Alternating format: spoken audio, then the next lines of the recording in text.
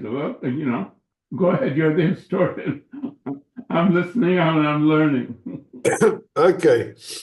The city of Carthage, it began life as a city-state, and the dates that people normally give for its founding is 814 BC. On a modern map, it's on the coast of what is today Tunisia, and it began life as a city-state before expanding to control a large part of North Africa and control a whole bunch of islands in the Mediterranean. So it became a major world power. And why Carthage is important is not only is it an African city, but some people say it was the richest city of antiquity, because the trade networks that fed Carthage from networks coming in from all over the world. And that meant that every product, be it animal, be it mineral, if it was available, the Carthaginians would have access to it, and they were able to build massive wealth in this, on a modern map, Tunisian city-state. So that's where it is, and that's why it's important for us to talk about it, because also a lot of modern politics, how politics goes down today, a lot of that was echoed in what happened when the Romans conquered Carthage. The way that they exploited Carthage, controlled its foreign policy, turned it into a client state, is the same way that Western governments turn African and the global South's governments into client states. So there's lots that we can learn from Carthage.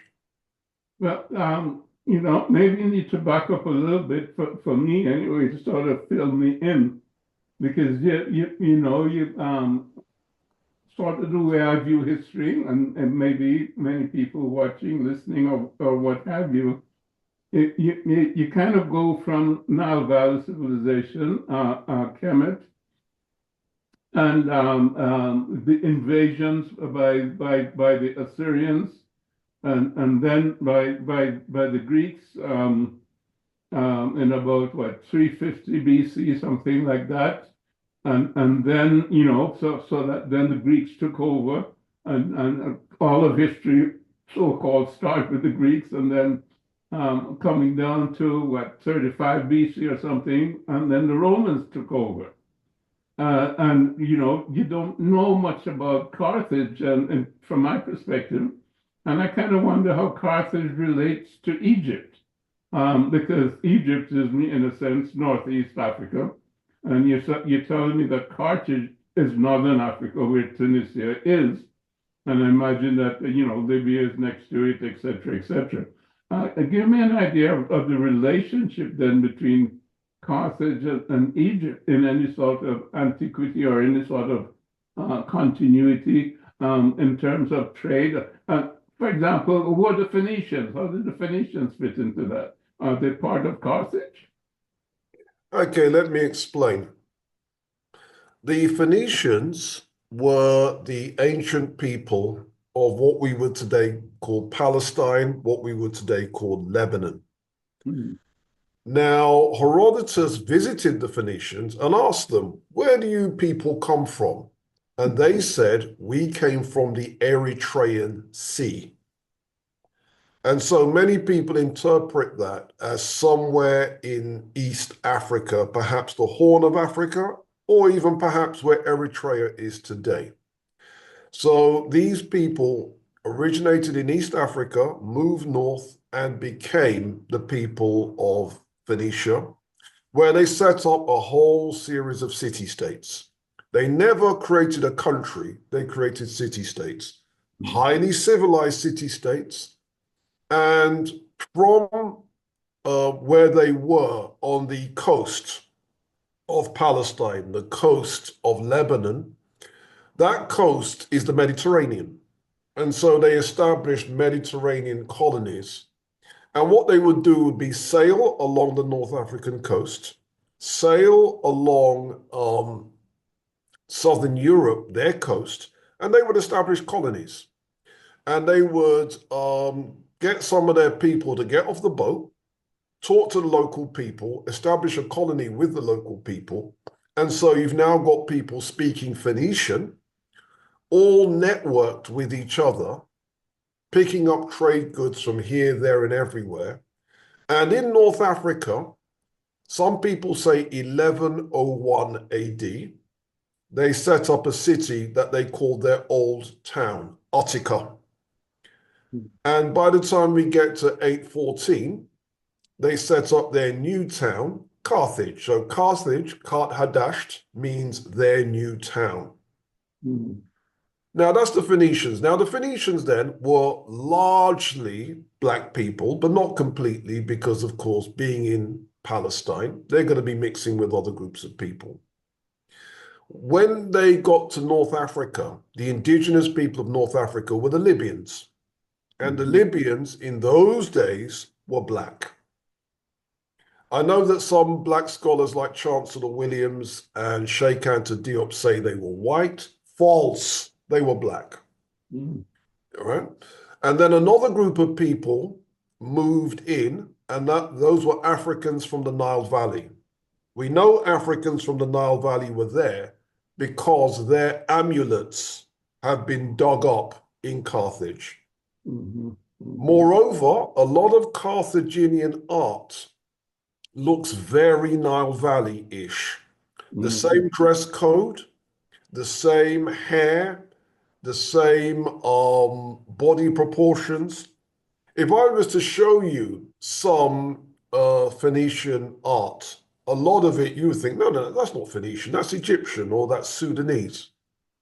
They look that similar. The styles are pretty much identical.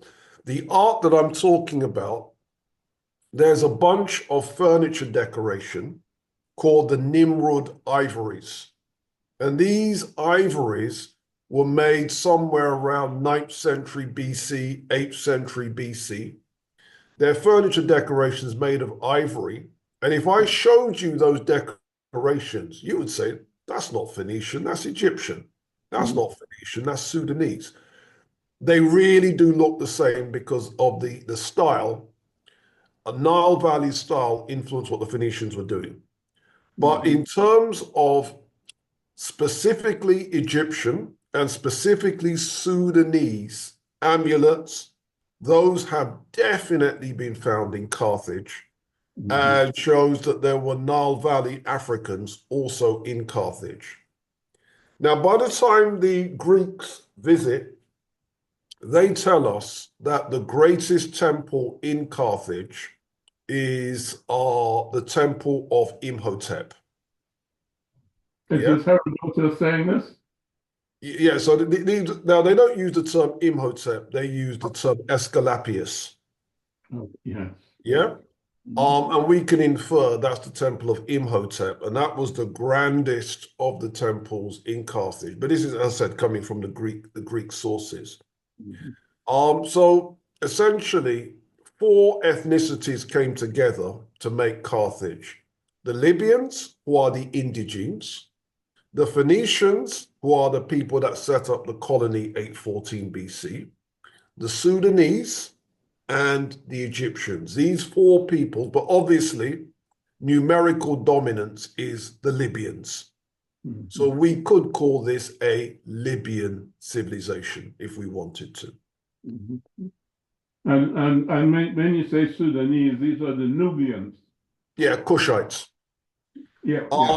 Now, let me explain how we know the Kushites were there, because this blows people's minds. I hope you're sitting down, because I'm about to drop some heavy science. Good. I love that. Okay. The legendary Ivan van Sertima made the point that there was a medieval book by a scholar called Florian de Acampo. And in this medieval book, it talked about how Pharaoh Taharqa of Kush conquered Spain. Right? Now, that's not... That's what Professor Van First Sertima time- found. That's the first time I'm hearing of that one. I mean, that's a Yeah, heavy right yeah, there. yeah. The Harka. No, Tahaka. that's 25th dynasty Egypt. That's right. Yeah, yeah. Wow. And he had and he was Cushite. That's right. That's right. And he drove out the Assyrians from Egypt. Or attempted to, or attempted to. Okay, didn't complete the drive that one. Yeah. But yeah, okay. Yeah. Wow. Okay, now what Professor Van Sertima found, he hadn't found the book Florian de Ocampo. Mhm. What he found was a reference to the book. And he put that content in his book,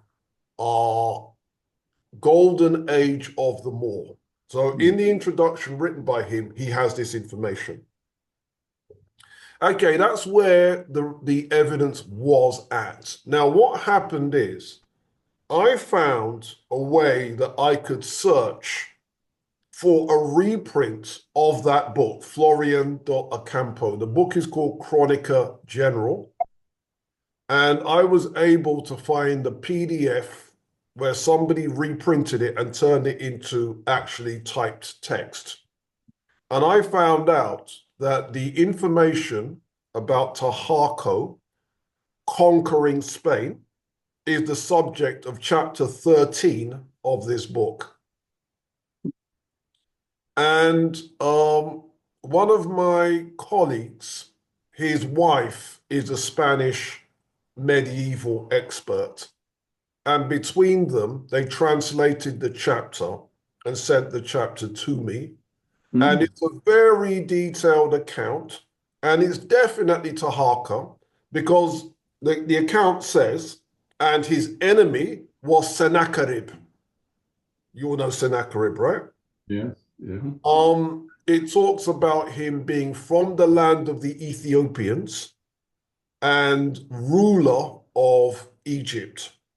So we can work it out from the land of Cush and ruler of Kemet. Him battling Sennacherib, that's in there. And Florian de Ocampo, the Spanish medieval chronicler, is putting together what he knows from a Spanish perspective of how Pharaoh Taharko of Cush used to rule his country. And so Taharko is one of the great rulers of African history that nobody bigs him up enough. Because people should be getting Florian de Ocampo. I shouldn't be the only person with an English language translation of chapter 13 of that book. Now, here's the point. If Taharko had conquered Spain, he would have to have seized control of Carthage. Yeah? And so that would explain why not only are there Egyptian amulets in the country, Sudanese amulets. So you know the deity Khnum is specifically Sudanese. It's not an Egyptian deity. Really? Wow. Yeah, it's not Egyptian, it's Sudanese. But, well, he's a creator deity. He creates mankind, like the potter on the wheel and blows the breath of God into the human being. So that's original, meaning that's the creation of mankind. Yeah. But what happened is goes back to Nubia, not primarily to Kemet. That's right. So we know that Khnum is considered more Nubian because there's a story that the late Egyptians tell about Pharaoh Zoser and Pharaoh Zoser having to consult the Nubian priests of Khnum. There was a famine or something, and it specifically says this. So, yeah, so if you're seeing Khnum in because again, that's like news to me because Zoser is the beginning of the nation state of Kemet, supposedly. Yeah, and also You're refer telling me funding of that pyramids. he's consulting the Nubians Yeah, about whatever. yeah, it was something to do with the famine. It was something to do with the famine. Well, Um, again, that's evidence that the civilization came down the Nile and not it- came from somewhere else, uh, whatever. What's the name of the place that they always talk about? oh, Suma. Yes, from Sumer or some other place, Atlantis or Yeah, yeah, something. yeah, that's right, that's right, that's right. Yeah, so basically, that's how why we know that there was a Sudanese presence, not just an Egyptian one. Mm. Now, obviously, the Sudanese and Egyptian civilization is almost the same. They shared the same rulers, they worshiped the same deities, and so on. But I'm just shouting out the Sudanese because they don't get shouted out enough. And as I said, I believe that Pharaoh Taharqa should go down in history as one of the greatest Africans ever. Well, I think one of the big things that I like about him, or as far as we know about him, whether Yeah, you call it Arco or whatever it's called, was when he invaded Kemet, so to speak, to drive out the Assyrians. He reestablished the Egyptian religion, if you will, and that was the basis of the Shabaka stone, which hmm, tells you so much about Egyptian religion, because what was on the Shabaka stone was actually a replication of original information going way back to the founding of Kemet itself. Though the Shabaka stone has been used as some kind of millstone and parts of it have been eroded, but yeah, he established a religion which was of extreme importance. you're right. Let me read to you a bit of the translation, and it says, chapter 13, of the havoc that an Egyptian king called Taharqa, a native of the Ethiopian lands, wrought on the Spanish navies after this, and how those from Cadiz sent their messengers to him, which was a great cause for Taharqa from the Strait of Gibraltar not to pass further. Go ahead and go to other provinces in Spain, causing great destruction. That's how Florian de Ocampo begins his chapter 13, and it makes it quite clear that this Taharqa is mentioned in the sacred scriptures. So it's the same Tiharka in the Bible. They make that quite clear. And they make it quite clear that they brought their great armies of valiant and warlike black men, and he himself naturally was black, born in the land called Ethiopia, which has always been a very great region surrounded by the African provinces. And so by Ethiopia, we can infer he means Kush. And then goes on to describe it in the greatest of detail. And so what that means then is we have evidence in a medieval source talking about the conquest of Spain. And if you're going to conquer Spain, you're going to have to move through Carthage. Mhm, mhm, mhm. And you're going to have to tie that up now with Hannibal and his elephants going Oh, over it. that's later. We coming to that. We I come. know. Okay, now here's the thing. Let me read to you what two French scholars said about the resulting mix of populations. There's a scholar called Gilbert Charles Picard. There's his wife, Colette Charles Picard. And they did a book on Carthage called Daily Life in the Kingdom of Carthage. And this is what they said. The anthropological examination of skeletons found in tombs proves that there was no racial unity.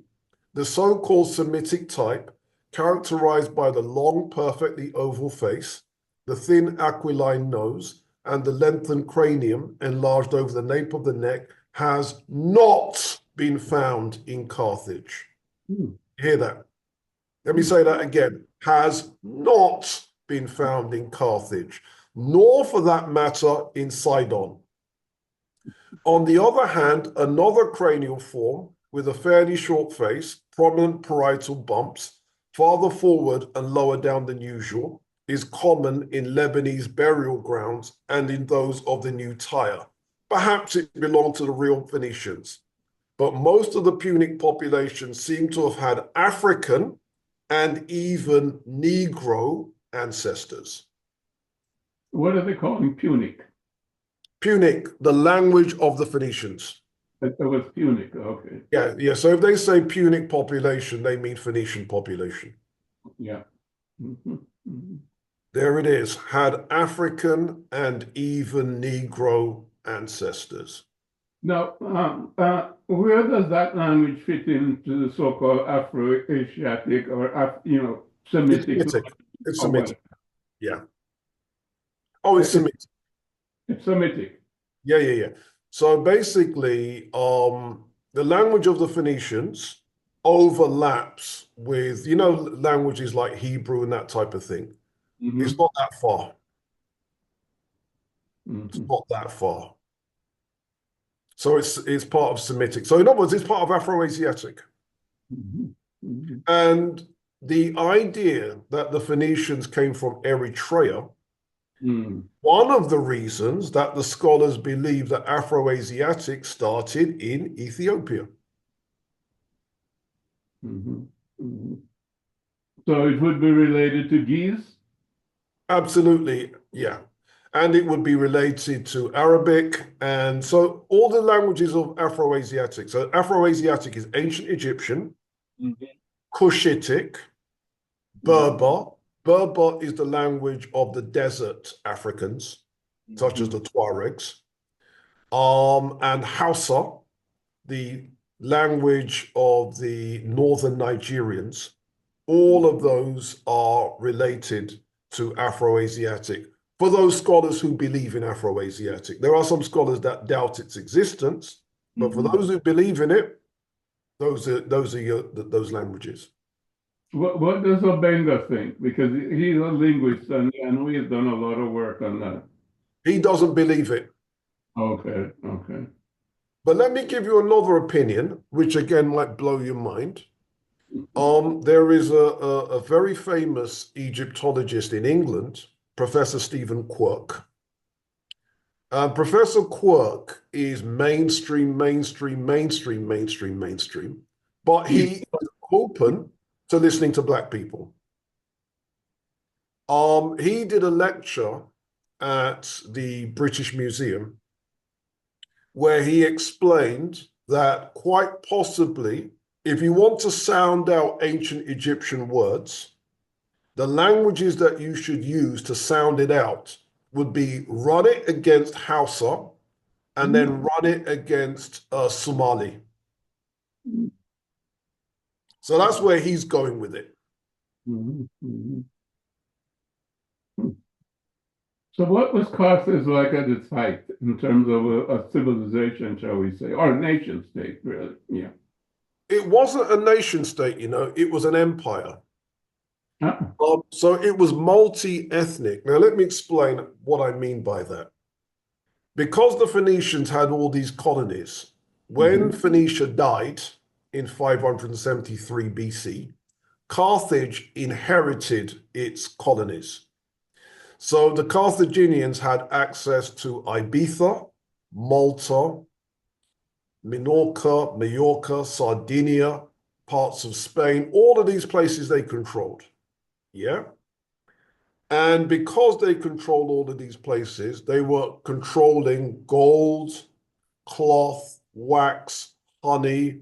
They were slave trading, iron, mules, fruit, dates. They were controlling all of these products. And because they were controlling Mediterranean trade, basically. They were Mediterranean trade. Yeah. And it was only when the Greeks and Romans became a power in Europe that the Greeks and Romans could dispute what the Carthaginians had on lockdown. Do you see? Mhm. And Mhm. then in order to defend this, the Carthaginians, just like the Phoenicians, were serious about shipping. Mhm. So Mhm. the best ships with, rows of, what they call them, kind of rowing, but you got rows of them. Yeah. Yeah. These ships were called triremes.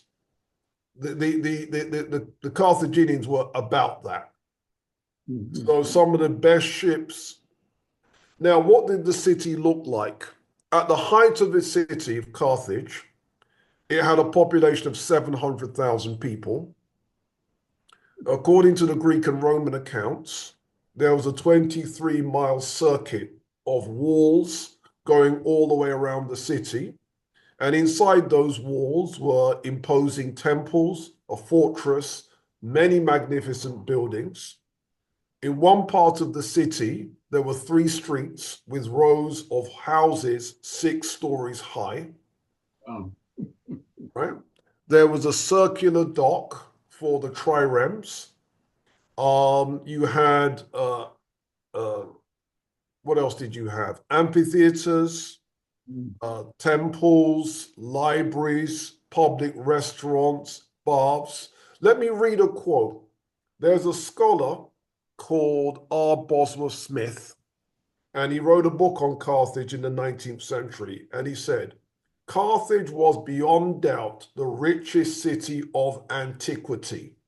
Her Mhm. ships were to be found on all known seas, and there was probably no important product, animal, vegetable, or mineral of the ancient world which did not find a way into her harbors and pass through the hands of her citizens. Mhm. When the archaeologists dug up what was there, they found houses with washing and shower rooms, water cistern pipes, wastewater drains, and floors made of mosaic tiles.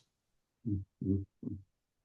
This is amazing, and I mean, to my mind, Carthage doesn't appear as a dot in history in Mhm. terms of my knowledge, and I think I'm reasonably well educated or knowledgeable, but you don't stop to think about Carthage. I mean, like I said, you know a little bit about Hannibal and so, and Mhm. that's about it, and you know that it was the breadbasket for the Roman Empire.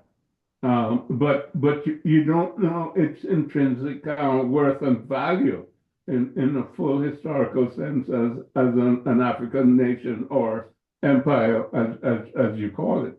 Because with that degree of shipping and trading and so on, they must have gone out into the Atlantic as well, I would imagine. And they would have probably had maps of different parts of Africa and Europe, maybe even going up to Britain and all this sort of thing. Where Can did I, these can I jump in there, sir? come from? Do you know? Yeah, go ahead. Can I jump in there, sir? Um, there are two accounts of major Carthaginian shipping. We don't know when they happened, but they happened at some point in the 6th century BC, which is 500 and something, or the 5th century BC, 400 and something. And one of those accounts, I'm gonna tell you what happened. Mhm. Hanno commanded 60 ships along the north and west coast of Africa. The large number of people were transported to establish new colonies. Hanno sailed around the west coast of Africa, past the Senegal River, noting that it had crocodiles and hippopotami. And these Carthaginian sailing, Herodotus reports on it, and Herodotus said he didn't believe it. Mhm. Why he said he didn't believe it is because the account says, but the sun rose in a different part of the sky. Does that make sense? And Herodotus thought that that proves that the person that told him that story is lying. What he Mhm. didn't know is that if you circumnavigated Africa, you would get that. Do you see? So Herodotus, believing that the story is fake, the detail that he put in proves the story is actually true. Well, yeah. Amazing, amazing, amazing. I mean, it just shows our history so altered, extensively. That's right. That's right. Let The me righteous code of history. okay. Let me give you a for instance. You've come across Professor J.C. de Graaf Johnson's African Glory. Yeah. Professor de Graaf Johnson was quite possibly the first Black scholar to reproduce what the archaeologists believe Carthage looked like at its height. But that only exists in the first edition of de Graaf Johnson's book. So, when it was reissued by Black Classic Press, they took all the photographs out. The image that de Graaf Johnson reproduced, it was done by an archaeologist called Monsieur Paul Auclair. It's amazing. You can see the multi-story buildings. You can see the circular harbor. And if you were to show the image that John Coleman de Graaf Johnson reproduces to anybody and ask them, where's that? They would have said that's the city of Rome. That's the level of grandeur that was there. You talk about the walled city and so on and so forth, and I'm sure the Romans destroyed that, very similar to the walled city in Benin, which from what I've been told, it had more mileage than the Great Wall of China. Right. When you know about it or have seen it or anything, that was destroyed by the British. Amazing.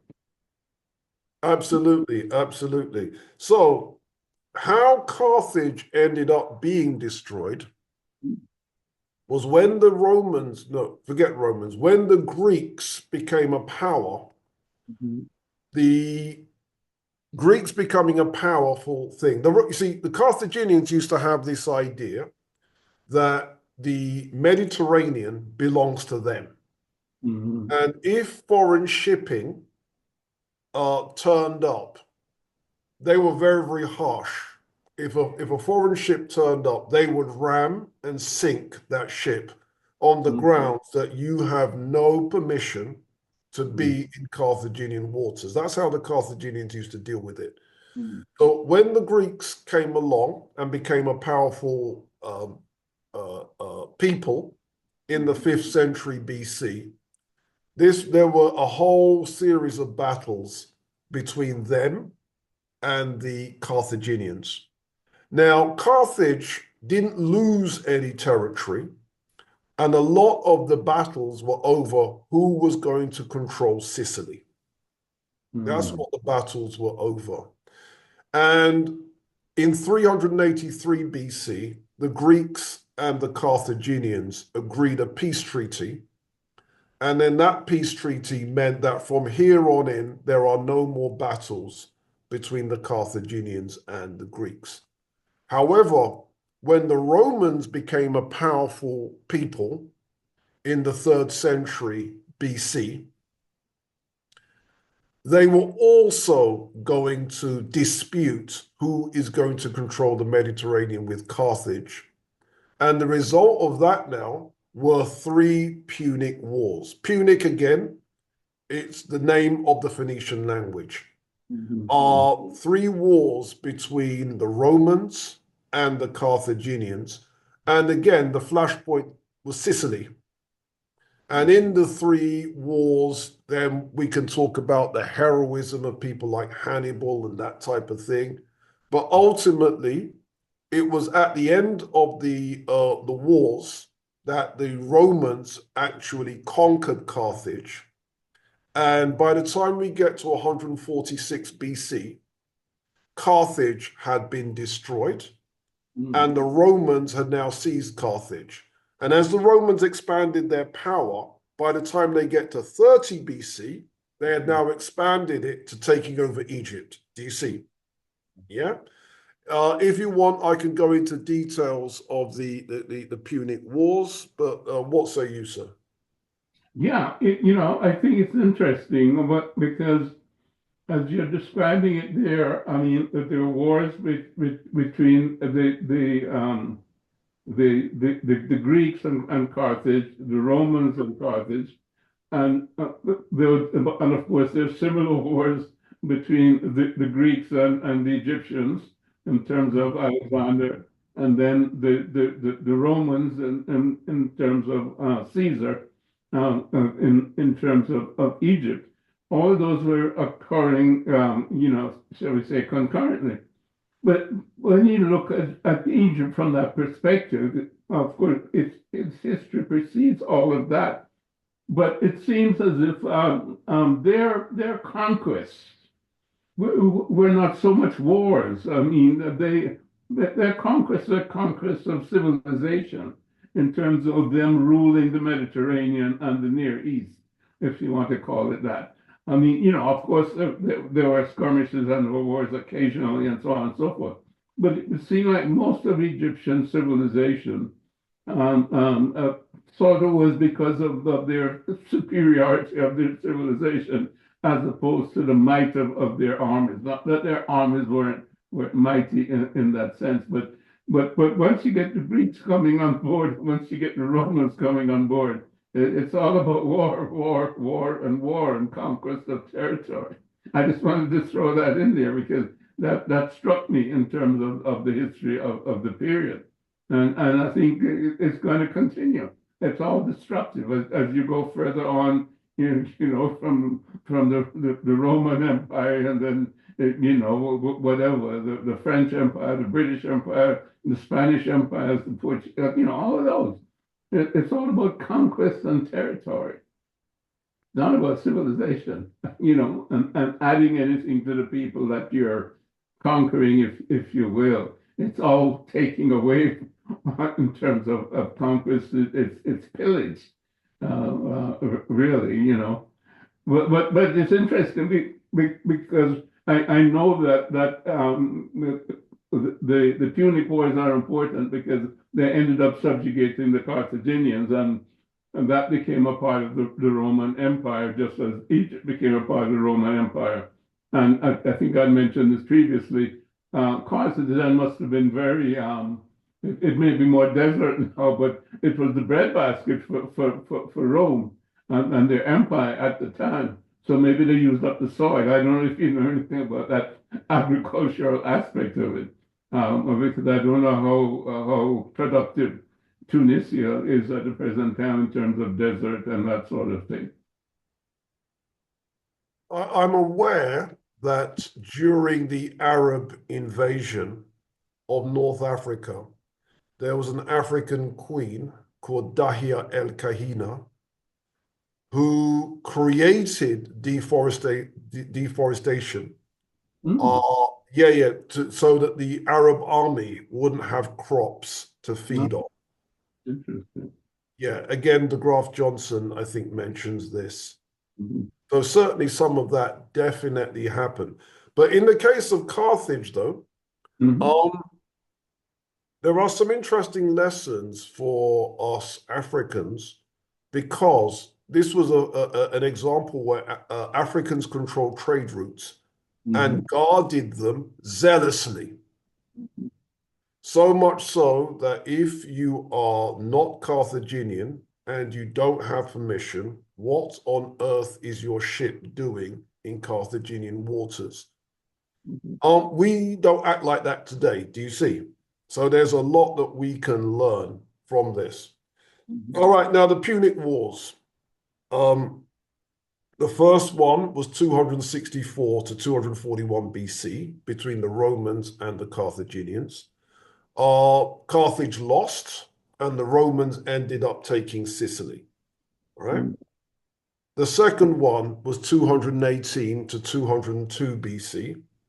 This one was started by Hannibal. You know, the Hannibal that we all love, right? Mhm. This is where his troops went through Spain, conquered the Alps, and then tried to attack the Romans, but attacked them from the north, right? In the end, Carthage lost that one. Some of their African allies switched sides. And as that, in other words, all the kind of the sneak stuff, all the shady stuff that goes on in modern politics, that went on then. And so even though Hannibal looked like he was winning, um, no, that so the Romans ended up seizing, basically beating the Carthaginians in Africa, 202 BC. And what the Carthaginians were subjected to, the Romans put down a peace treaty. And this is what the peace treaty in 201 BC says. Carthage was compelled to return lands that once belonged to their former African ally who switched sides, Numidia.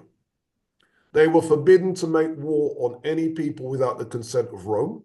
They must hand over all elephants. Elephants were, of course, the beginnings of tank strategy, and not acquire others. They must abandon all ships except 10, and they must pay the Romans a reparation of 10,000 talents of silver over a 50-year period. Doesn't that sound just like modern politics? Yeah, power politics, of course. Yeah. All right, so what happened next was, despite this, Carthage actually recovered. Mm. And nobody thought that was going to happen. And this is when one of the Roman senators called Cato the Elder, in the Roman Senate, made speeches in the Senate where he would always change the subject of the speech so he could get the phrase, Carthage must be destroyed. And that became something that, well, no matter, what does the senator think of the government's education policy? Answer, Carthage must be destroyed. And it, based on this, what happened is in 151 BC, the Carthaginians paid off the reparation. So the Romans now had to think, now, how can we destroy Carthage? Well, I mentioned the Romans had an ally in Africa, the Numidians. Mm-hmm. Carthage counterattacked Numidia, who had been abusing Carthage for years. And then the Romans said, well, this proves that you breached the treaty. And so the Roman Senate then passed a death sentence on Carthage. And ultimately, Carthage was destroyed in a violent Holocaust in 146 BC. And then after 146 BC, Carthage is no more. There is no Carthage. It is now the beginnings of Roman-controlled Africa. Mm-hmm. Mm-hmm. Yeah? Wow. Well, this is a history lesson for me for sure, because I knew virtually nothing about Carthage, but it's obviously it's of great significance during that period of time that you just covered, Yeah, from about 800 BC down to about 150 BC, yeah, uh, which is amazing. I mean, it was, contemporaneous with Egypt at some point in time in terms of its ascendancy, although Egypt would have been dwindling also at that point in time. Um, and so we have Greece, and then so we have Rome, and I'm not sure what good things we can say about Rome. I mean, we can say a few good things about Greece, probably, in terms of their intellectual capacity and their learning, some from the Egyptians. But it seems like the Romans were by and large sort of ignoramuses. But they were great soldiers and in some sense great builders of roads and ability to communicate. But they were certainly destructive of everything in their past. I mean, there in North Africa, they did the same thing, obviously in Egypt in terms of destroying, the civilization there. The Greeks tried to accommodate to it, and there was a mixture, shall we say, of the Greeks and the Ethiopians, certainly in terms of northern Egypt and around Alexandria, because Alexandria became such a cosmopolitan city, with the Greek and the Jews as well as obviously the native Egyptians, but the Persians and so on and so forth. All of that sort of, you might say, ended with the Romans just coming in and obliterating everything in their past and replacing it with their own, concepts. And I'm particularly, shall we say, interested in that aspect of it because to cement their dominance, they transformed what the religion was that the Greeks were adopting from Egypt, although the Greeks were transforming it into a sort of an intellectual understanding of the spirituality of the Egyptians. By that I mean, from Pythagoras, all the way back. When did he go to Egypt? Maybe 575 or something like that. But coming all down, the whole mystery religion part of it, and then that was an understanding of the Egyptian religion that the Greeks subscribed to, Dionysus and Osiris and so on. But when the Romans came in, and they, if you will, validated a type of Christianity that was different from the Gnostic Christianity, which was the early Christianity, which was being inherited from Egypt and Greece, and which was, obviously part of the Roman Empire. But it was totally converted, by people like Theodosius and Constantine. I think it was Constantine who, shall we say, validated the Christian religion. I don't remember the exact date, but probably in the 300s or something like that. And he was an SOB. I mean, as an emperor, I think he so-called converted to Christianity, but he didn't get baptized until like the day before he was dying, so that he can be assured that he couldn't commit any more sins.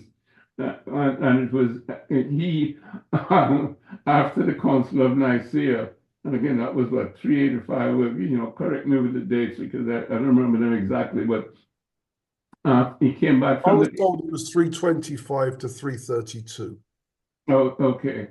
So when he came back, he assembled the Council of Nicaea, which was, I don't know, 300 plus bishops and so on, to counter the Arian controversy, which was really now deciding whether Christ was a God-man or was really a man, because Arius said he was a man. He couldn't be a God. He was created by God, so he couldn't be a God. And of course, the Council of Nicaea countered this, and that was a heresy. And Constantine, coming back from the council, ended up killing his son, killing his wife, killing his brother-in-law. I mean, this guy was absolutely vicious. And then, from there on, all the others, Theodosius, Justinian, and so on, they wiped out all the early vestiges of the Christianity that was really part of the Gnostic religion that was founded by Egypt and then by the Greeks and some of the Jews, etc. In terms of Can I jump in there, sir? beauty. Yeah, please do, because you can give more historical significance to what I'm saying. Yes. And there's another issue is in the early history of Christianity in Africa, Mm-hmm. Carthage and Numidia figure very highly. Mm-hmm. So you had some people say 17th of July, 180 AD, others give different dates, where 12 African Christians were executed by the Roman-controlled authorities. Mm-hmm. There was the leader of the group was a 22-year-old African woman called Perpetua. Um, and on the ruined site of Carthage, there was a chapel dedicated to Saint Perpetua. And if you look at some of the Roman Catholic art where they're depicting saints, they make it quite clear that Perpetua is Black. Yeah. So there's a whole story. Again, I mentioned Professor John Coleman DeGraff Johnson's book, African Glory. He has a whole chapter called The Early African Church, which is, even though these people are under Roman domination, there is an African church history in Carthage, in Numidia, and in Egypt.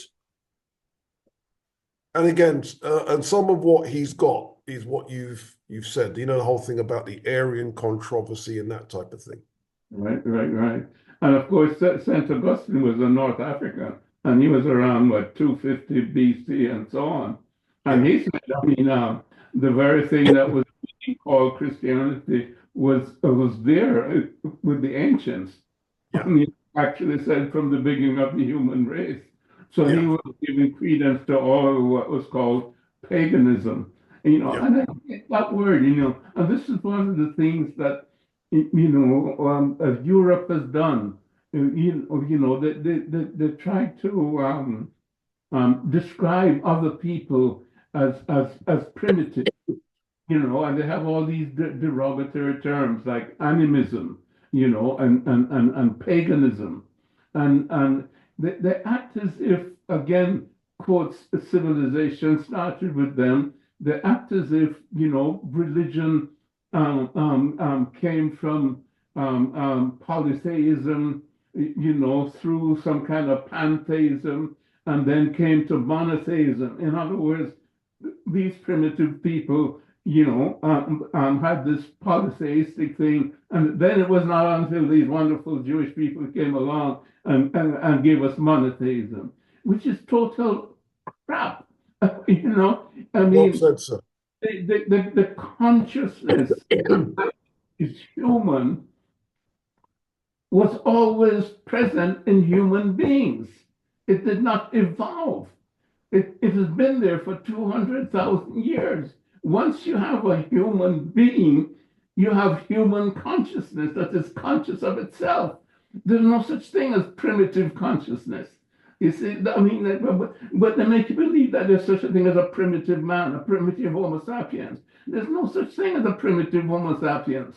You can use different tools and you can dress differently, etc., etc., and that changes over time depending on geography and the culture, etc. But the consciousness of the human being who is able to make choices, who is able to be aware of himself and what he's doing, it's been there for 200,000 years. There's no such thing as primitive man.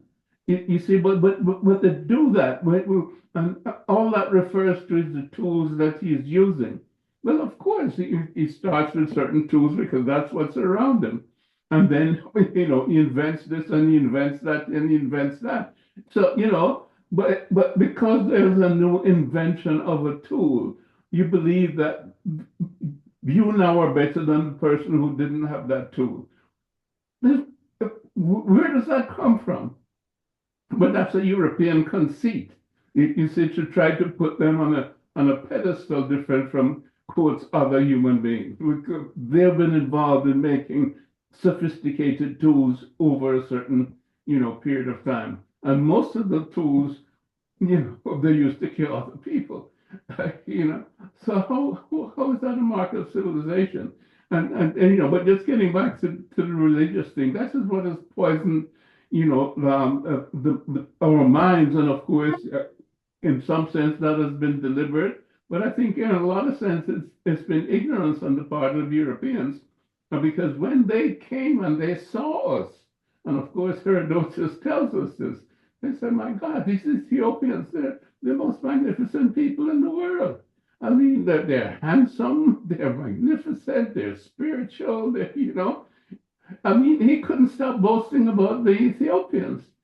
I mean, and that was the reality of the European coming out of the Ice Age, etc., and his own primitive cave dwelling, etc., and seeing these civilized Ethiopians. But then, of course, it became converted over time in order to try to maximize who they think they are. And then they've distorted religion, they've distorted history, they've distorted science. Science became materialism instead of a comprehensive understanding of nature itself, and became a way to try to change nature. And now we have GMOs, and we have this religious fundamentalism, and we have scientific materialism of the worst kind, and we have societies that are in chaos. We have to get back to the original understanding of who we are as human beings, and that has been lost, and that has been the tragedy, because the basis of Christianity again is the African understanding of self, of self as part of nature and as part of the Creator, and that whole relationship, not as simply a physical entity, who receives information through the five senses from the world outside, and then processes that with an intelligence, and then tries to maximize pleasure over pain, or gain over loss, and creates societies based on that. I mean, we can see the end result at the present time in terms of the climate crisis, in terms of the choices in the election in the United States.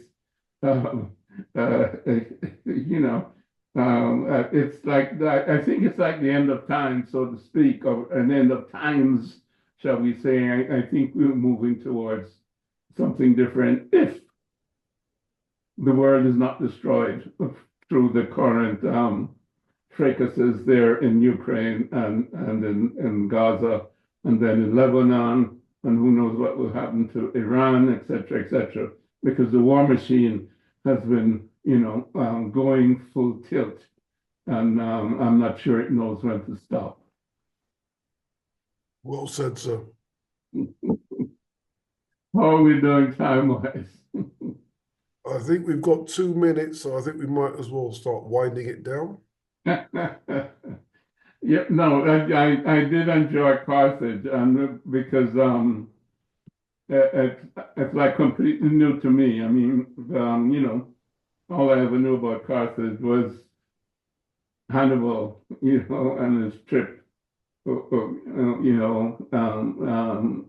into Europe through Spain and trying to go over the Alps and so on. Of course, his ultimate defeat, but that was a moment of triumph for an African, shall we say, over Europe. But you've certainly filled in a gap there, and it's an important one because it was a significant nation state or empire, as you described it, and it fills in that whole business with the Phoenicians and what was going on in the Mediterranean and so on, because the Mediterranean itself was not primarily Egyptian in terms of it on the waters. It was always talked about the Phoenicians, the Carthaginians, and so this brought it up to date. Of course, also ethnically, we have an understanding of who these people were. So this was a good lesson for me.